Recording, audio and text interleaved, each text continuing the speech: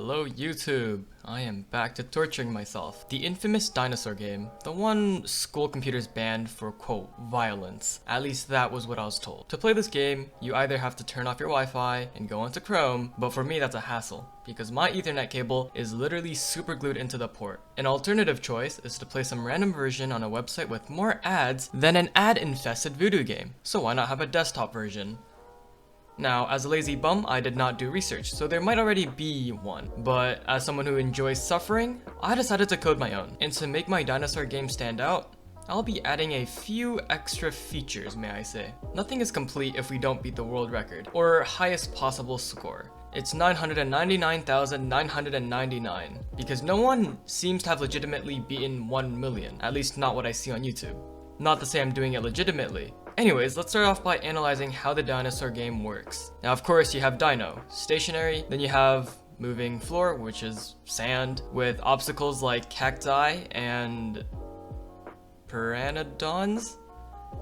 I'm just gonna call them birds. Then there are clouds, and high score, and you get the point. You played the game hopefully. Since my GitHub is already flooded with Java projects, I've decided to code something with Python. Last time I've done that was like 5 years ago, and not stealing code from online. Since I'm making a game, it's logical to use the Pygame library. Now funny enough, when I just started trying to do this, I tried to use tkinter and labels. It was not a good experience. Either way, Pygames worked out, so I'm not gonna complain. I'm not gonna go into the specifics, but everything you need will be in the GitHub. You can read the code, you can download the runnable exe. To be honest, this project wasn't as bad as Flappy Bird. Everything was pretty straightforward, little to no issues. It mostly consisted of me adding features and trying out things. I tried making my game resemble the real one as much as possible, such as how often Dino steps, how fast the floor moves, how fast the score increases. However, there are two features I did not add, day and night. I found it to be more of an annoyance than a feature to add, so I passed on that.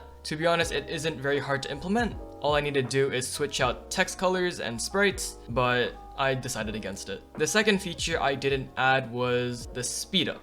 If you were to play the dinosaur game on Chrome, every once in a while, the speed increases. Now, not that I didn't want to add this feature, but because Pygame just didn't want to work with it. Or maybe I'm just bad at coding. Basically, I wanted the floor and cacti to move simultaneously at the same speed.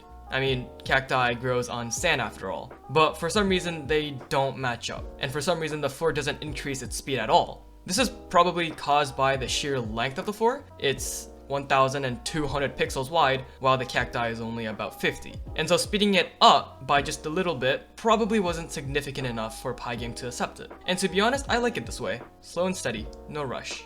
Now that we got the game, I really wanted to implement an autoplay feature. I have a history of being lazy. Auto clicker, auto typer, auto Flappy Bird player, and now this. The autoplay feature for this wasn't even hard to implement. All I did was check 100 pixels in front of the dino, and we check what type of obstacle it is. If it's a cacti, then we make dino jump.